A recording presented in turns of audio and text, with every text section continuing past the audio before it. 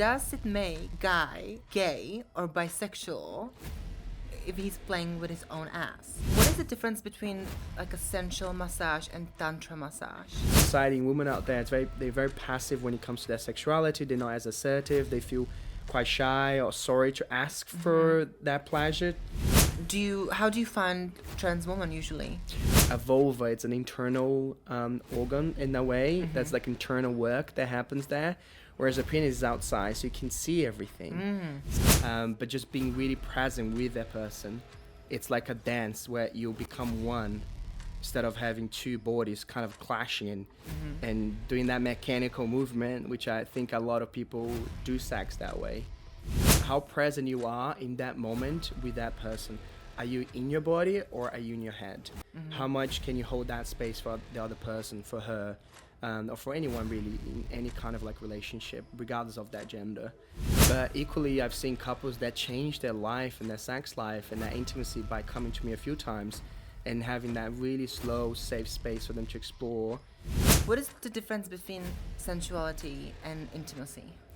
I'm so glad you said it, because I really believe that if you feel ashamed about who you are or what you do, sometimes it's often because you're surrounded by people who make you feel ashamed. 100%. And they make you feel shitty about what you do, who you date, what your identity is. It can be anything. But I feel like if you learn everything, it's amazing. You can kind of like please different body parts, and you're learning about each other in that way. There's so much pleasure there as a man, and guys are missing out if they're not exploring that. I know that you're gyosexual, and so can you please tell us, our listeners, what gyosexual means to you? Hello everyone, and welcome back to Trans Crash Podcast, the podcast where we talk about everything when it comes to trans women and dating trans women. And today's guest is Ruben, who is a sensual massage therapist that works with women and couples, and also who happens to be gyosexual. And we will find out what gyosexual means in today's episode. So let's crash it. Hi, Ruben. Welcome to the podcast. Thanks for having me. This is awesome. I'm so glad you are here, and you're going to share a little bit about your work and who you are and your story, and also dating trans women, because Sure. I know you date trans women. So let's start with the first question. Tell me something a little bit about the background, where you come from, and a little bit about your journey so far. Sure. So I was born and raised in Brazil. And at the age of 21, I moved to Australia, Sydney, to learn English. Ended up staying there for nearly 7 years. Ended up doing a degree in counseling. Didn't really work with counseling. I just realized it wasn't what I actually wanted to do. But then when I moved to London, just about nearly 5 years ago, I learned about sensual massages. And then just over 3 years now, since 2022, I started practicing sensual massages and working with women and couples. So, yeah. What made you start sensual massages? It's a quite an interesting story. So I was always very, I'm a people pleaser in a lot of ways, and I love giving. And I was seeing someone, and she told me that she saw a guy that gave her a sensual massage, and that it blew her mind. And I was just very interested to learn more about it. I'm a very tactile person. I love physical touch. And even before doing massage, I love like just giving massage to partners. So I just kind of found the workshop that I could take. And I did the first workshop in sensual massages, and then started from there. And then since then, I've been doing multiple courses in different massages. Just literally did a course that took me a whole year in tantric massage as well, 500 hours plus course. Wow. I just came back from Stockholm, where I was at a play, party, sex positive environment where I was teaching couples for the first time in a workshop. Amazing. So yeah, very, very interesting journey, which I never thought I'll be doing this for a living today. It was kind of like very unexpected. Yeah. Uh-huh. I have a question. What is the difference between like a sensual massage and Tantra massage? Very good question. So Yeah, when I first that's started, me. obviously I didn't really know the difference. And when you go online and try to look for similar experiences, you're going to come across a lot of people offering tantric massages, but they pretty much look like a sensual massage. So they don't really offer a tantric massage. When I did my course, I really came to understand that a tantric massage, it's more a therapeutic kind of experience. It's very focused on healing, and there's energy work as well. And sessions can go from 4, 5, 6 hours sometimes, and you're working on someone on the floor. And basically, you're trying to find tension and trauma in their bodies, and you're trying to remove those tensions and traumas in the body so they can, can you feel better, basically. So it's basically a tantric massage, emotional detox body work. But what I do is much more focused on sensuality, eroticism. It's more like a pleasurable, sexy experience. So I'm not really going too deep into trying to remove tension or trying to work on people's traumas. That's not what I do. So that's kind of the difference. A tantric massage, it's something a little bit more therapeutic, even though a sensual massage can be extremely healing for a lot of people. Esther Perel, if people know that her work, she always says that we can absolutely live without sex, but we cannot live without touch. And I've seen this video. I love her. yeah, she's so cool. And so just the service of massaging someone and giving that slow touch can be extremely healing, extremely arousing, relaxing. So that's basically what I do. But with the sensual massage as well as tantric massage, there is the option of doing yoni massages as well, which basically stands for a vulva massage. So you're looking at a whole sequence that's a very slow sequence where you're massaging the vulva inside as well. So you're doing a lot of external and internal work, including the clitoris, the labia, the outside, everything between the inner thigh. So you're doing a lot of things. But with my work, I do a body-to-body experience. So loads of oil is involved. Lots of what? Oil. So it's a lot of, so it's a head to toe massage. I'm massaging her whole body first. You're looking at least an hour just massaging her whole body, relaxing the body, creating those sensations and arousing the body before I even go close to her yoni. And eventually it becomes the whole yoni massage. So it's a lot of time to just relax the body first without doing any penetration with the hands or any kind of like internal work. So that's kind of like in a nutshell what I do. That sounds very relaxing. And It is. do you think you need to have like a certain gift to be sensual to do this kind of massages? Or do you think anyone can do it? Or do you think because you are a sensual person, it's easier for you or it's natural for you? I think like the journey of doing this work and taking the course that I took, especially the tantric massage course, it really taught me how to be more present with partners intimately or even just friends. So I feel like everyone or anyone can really learn how to just slow things down.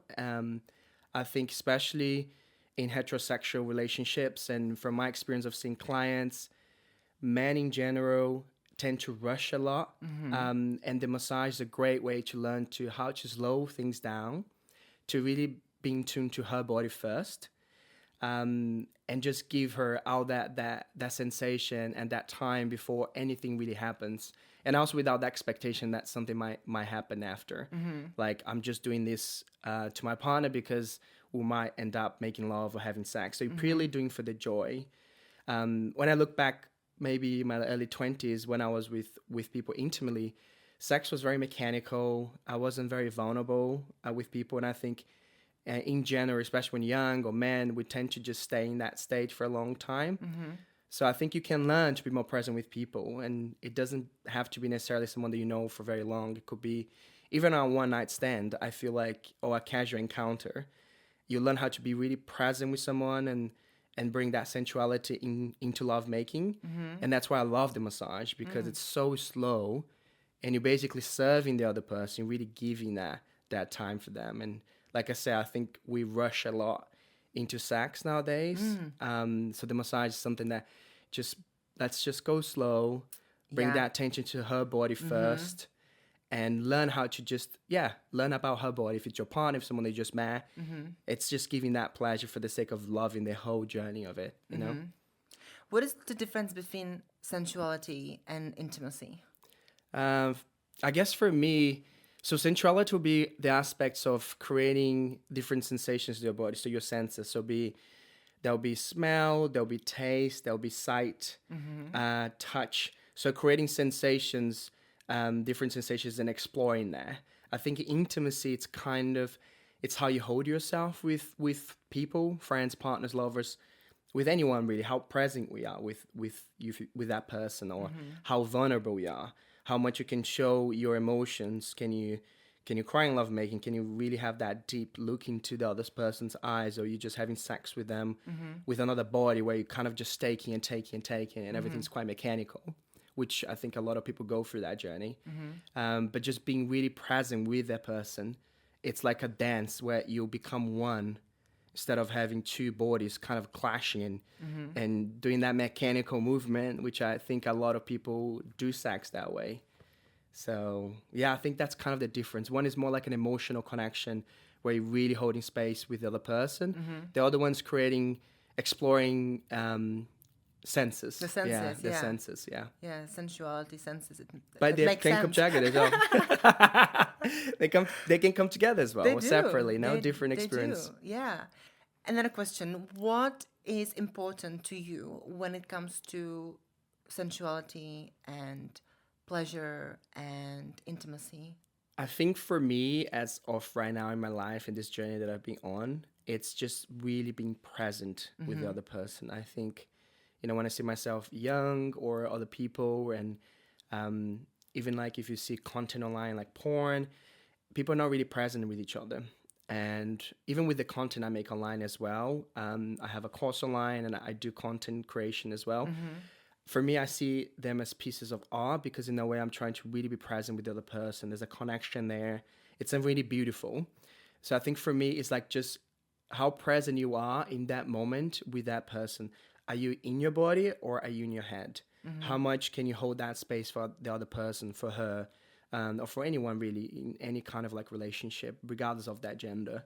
How present you are with that person, or are you trying to do something to them, or are you trying to actually serve that person that's with you in lovemaking, in intimacy?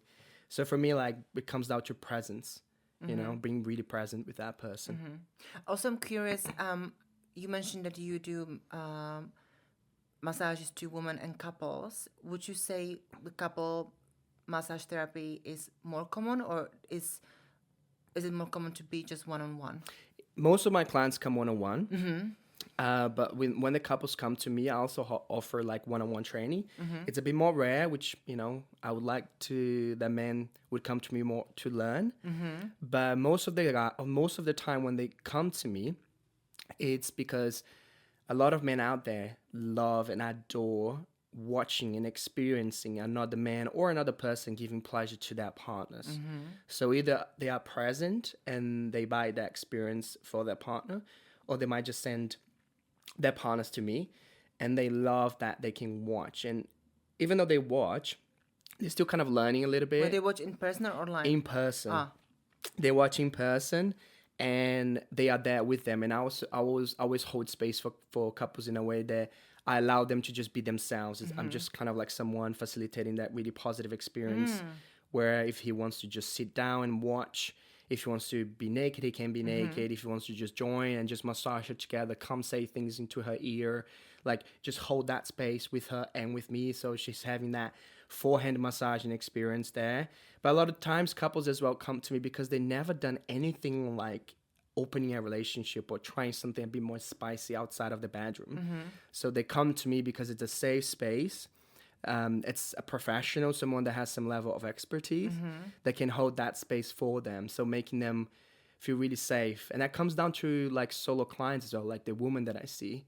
The most important thing for my work is that for them to feel safe and creating that trust, that stuff from the beginning of them submitting a form on my website.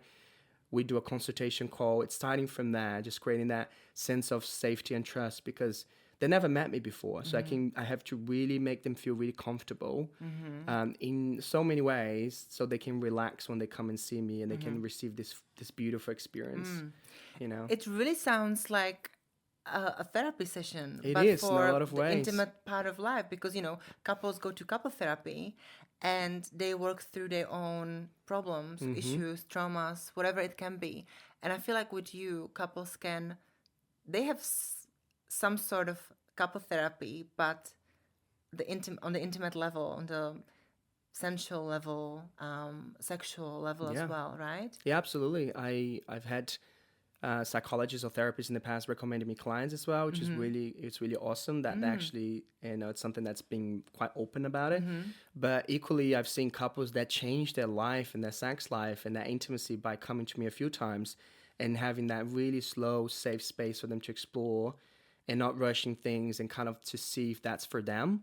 That I've seen, and also just solo clients, like how much it changes in them, being more confident in themselves, being able to have that intimacy with another person. Some clients, when they come to me, they haven't had physical touch for such a long time, many, many years. I can imagine. You know, I've had clients that come to me that they just never really experienced really deep pleasure or climax or an orgasm with another person. I've had clients that also never actually experienced an orgasm. I don't obviously guarantee clients that they would experience an orgasm, but that's something that just, it might happen and it's beautiful.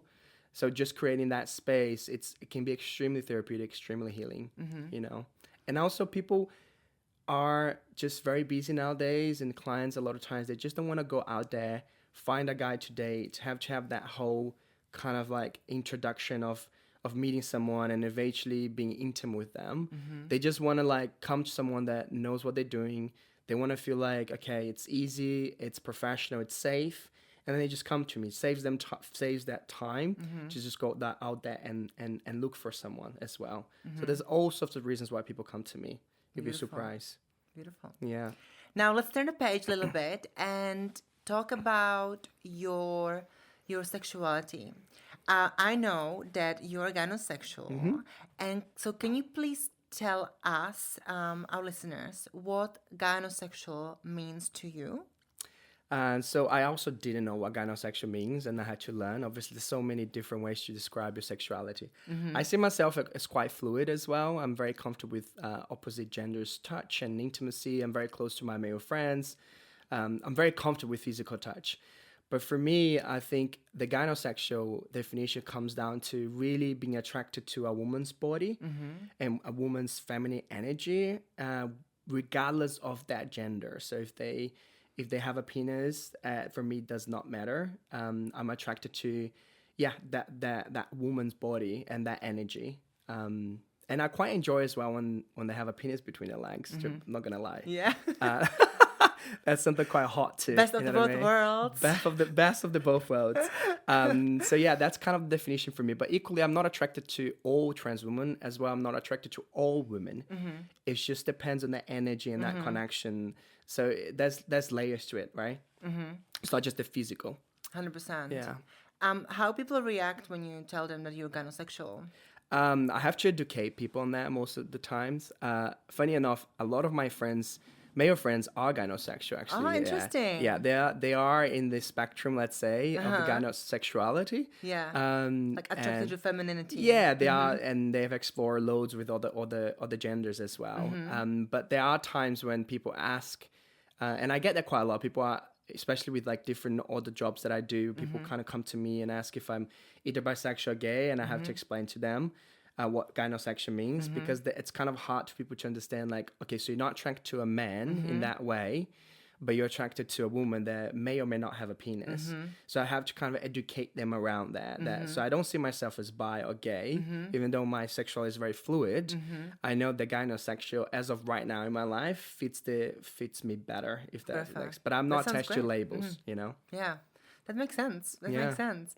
How do you follow your heart and ignore the noise out there? It's a good question. I feel like as I grew a bit older, even though I'm only 32, I think this journey of sensual massage, learning a little bit more about Tantra and tantric massages, and meeting people in a more sexy, more sex positive environment, going to play spaces, putting myself out there, really exploring my sexuality in a lot of ways. That really gave me the permission to just be okay with how I feel. I've done therapy around that as well, especially when I was going through like a first relationship. I went to sex therapy, and that really helped me show there's so many other ways to live life and to see your sexuality. So it's been a process, but no, I have online courses. I put myself out there. So nowadays it's kind of like, I just don't really care. I have like 3 documentaries out there. One is on Channel 4, one is ITVX with Oliver Atwood. I did one in Paris for Amazon as well. Amazing. So Look at him. So I'm very out there. Like if you go on my website, Yeah. obviously my Instagram page, you see me, you see my face. I'm very public around my work. And so like really focusing on being my most authentic self. I think that's what allows me to just not really care about what people think. Plus, I surround myself with people that do get me, that support me, that accept me for who I am. They are very genuine friends, you know what I mean, regardless. And I think that's crucial. And it's a handful, really. You don't need many, many people in your life. 100%. You just need a really handful of friends that just get you, accept you, and they love you for who you are. And I think that's kind of how I've been living my life in a way that I basically don't give a fuck, you know what I mean? I'm just in a really good space in that way. But it's also our job to educate people out there in that sense. With my work, I educate clients, I educate people, and people like just feel like, oh, I'm not an outsider. There's other people that feel and feel the same way, you know? So, yeah. I'm so glad you said it, because I really believe that if you feel ashamed about who you are or what you do, sometimes it's often because you're surrounded by people who make you feel ashamed. 100%. And they make you feel shitty about what you do, who you date, what your identity is. It can be anything. It can be work, it can be your sexuality, it can be your lifestyle, whatever it is. It's really important to follow your happiness, follow your passion, do what's right for you, and surround yourself by beautiful, loving, accepting people, right? 100%. And I feel like it's a journey that can take a lifetime. You know, like we are born in a specific environment with specific standards of terms, how you live in society, your family, your background. However you're born or raised, you have to break out of that first, you know, and then find your tribe is so crucial. So for me, finding the right people, doing therapy, my work, that I think it's a journey now for me, just doing all these courses that I've been doing. It's been really amazing to see how much I've changed, but just being really authentic with yourself and not judging those parts and trying to just kind of be curious. Just be curious about those desires that you have, or how you feel about your sexuality. And I think that's kind of like how you get there, you know? Honestly, I feel like authenticity comes hand in hand with expressing yourself, because if you're expressing yourself, you need to be authentic in some way, I guess.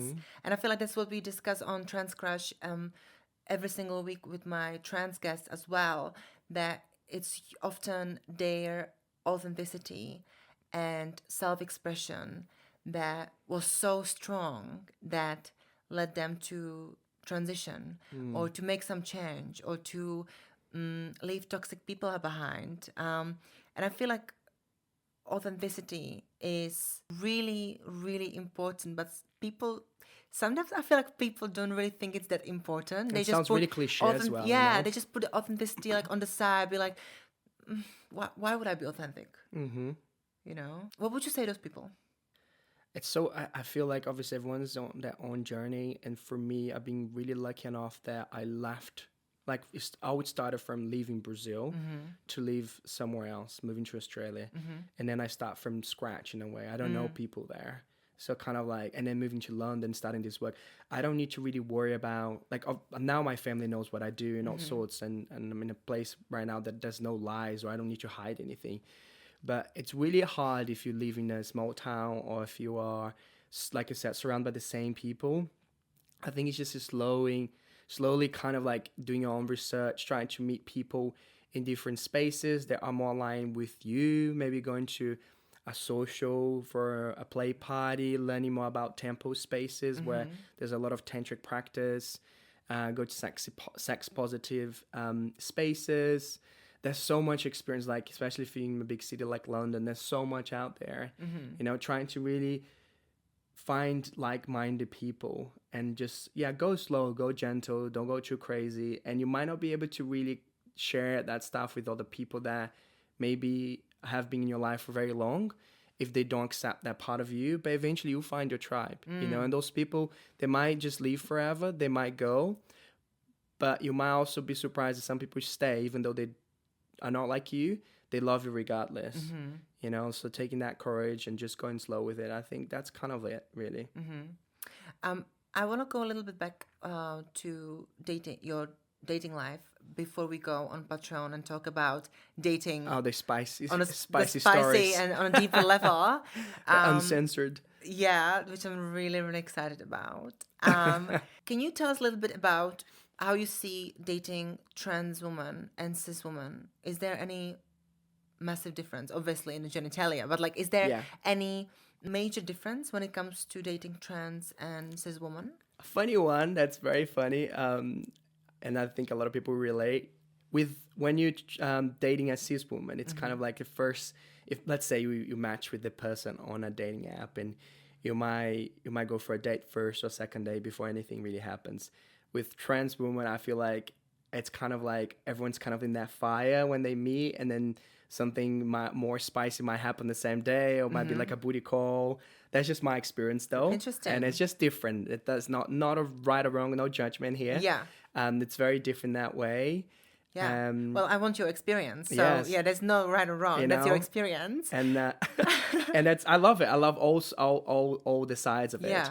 And obviously the anatomy in a lot of ways. Obviously, you know, learning with my work and learning how to please that woman, learning about the G-spot, the cervix spot, and then with a trans woman, you're learning how to, you know, learning the prostate massages, and me exploring my own body as well, knowing how to like massage a penis and giving pleasure.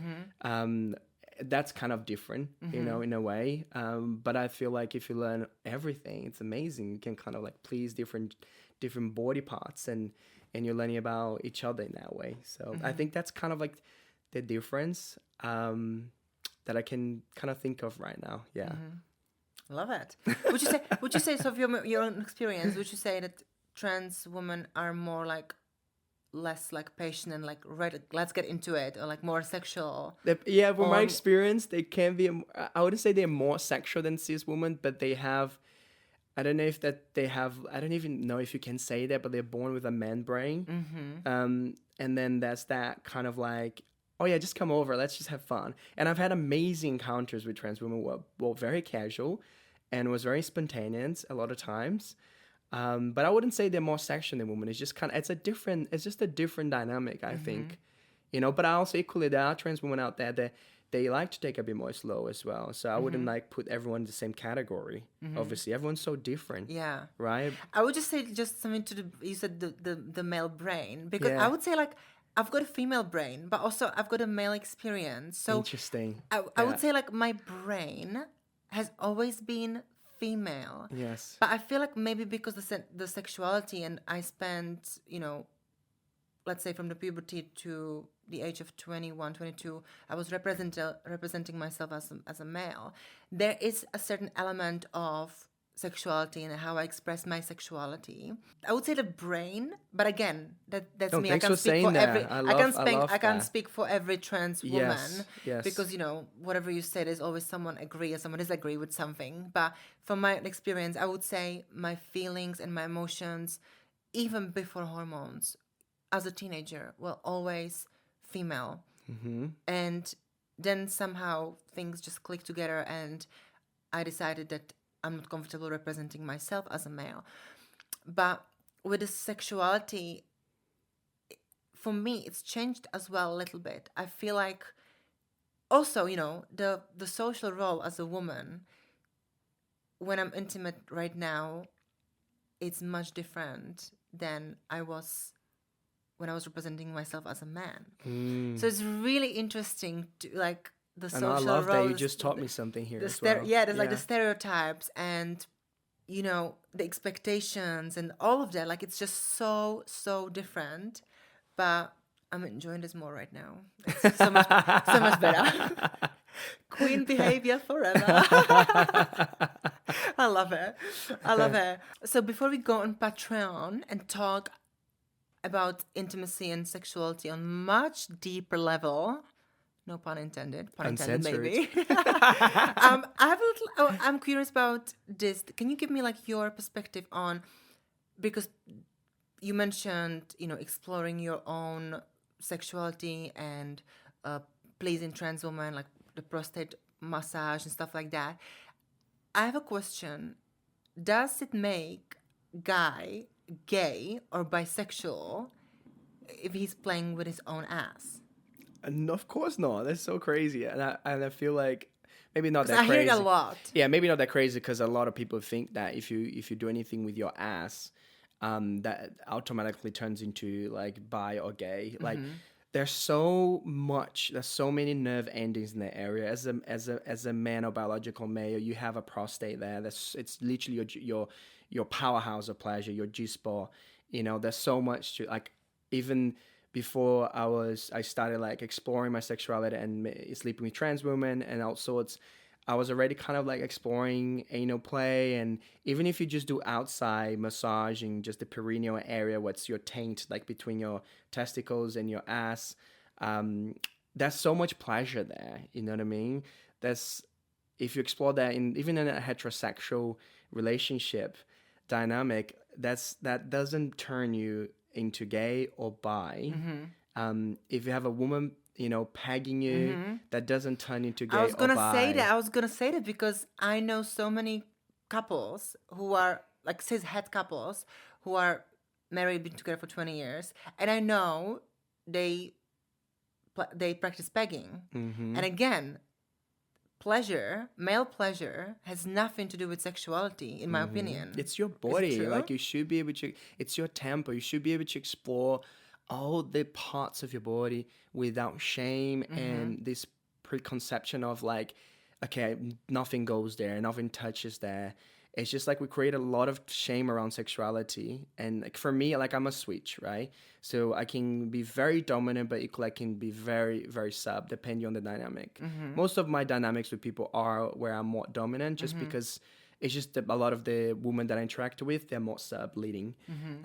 But I feel like there's so much you can explore where if a woman takes charge, or if you're with a trans woman, she might fuck you, or you let her explore that with you as well. There's so much pleasure in that area. Like your whole body is full of so much beautiful sensations that if you just take your time to explore, you'll be so surprised how much pleasure your body is capable of doing without shame, going slow, and the same with anal play. Just go slow, you know what I mean? You have to learn how to enjoy it. And then we can maybe just even talk about douche and other aspects in a Patreon part.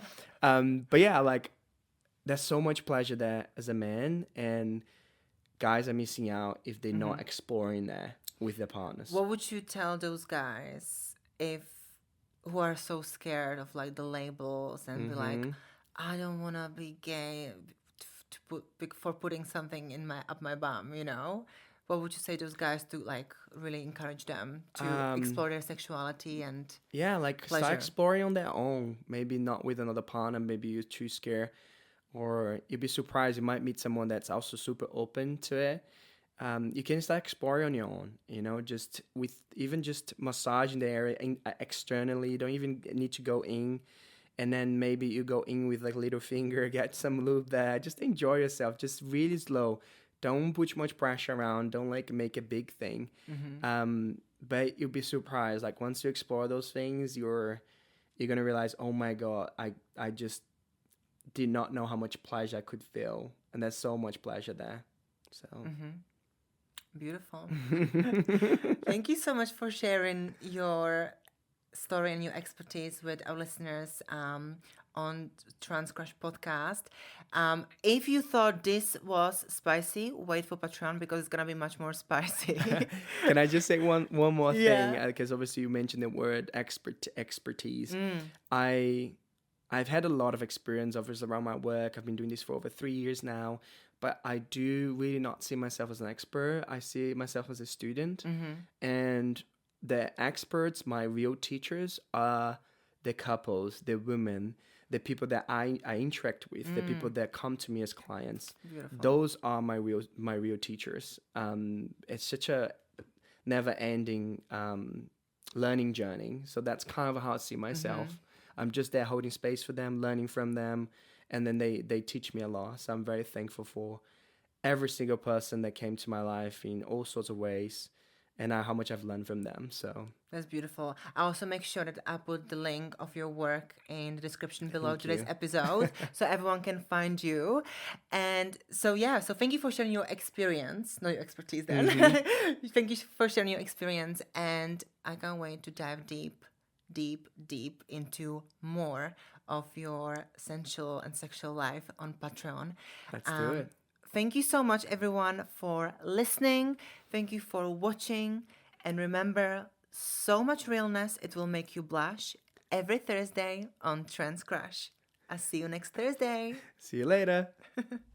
It was amazing playing with the penis and just kissing her, and it was such a great experience. I was like, oh my God, this is so hot. Related content, and it's basically porn, but I see it as a piece of art. Very focused on real intimacy, very authentic, no performative content. I don't enjoy that or whatsoever. There's no acting. Always turn you on when you work with a client. Good and question. giving a sensual massage. Well, that was juicy. It was spicy. It was hot. It was, you gave us so many details. It was amazing.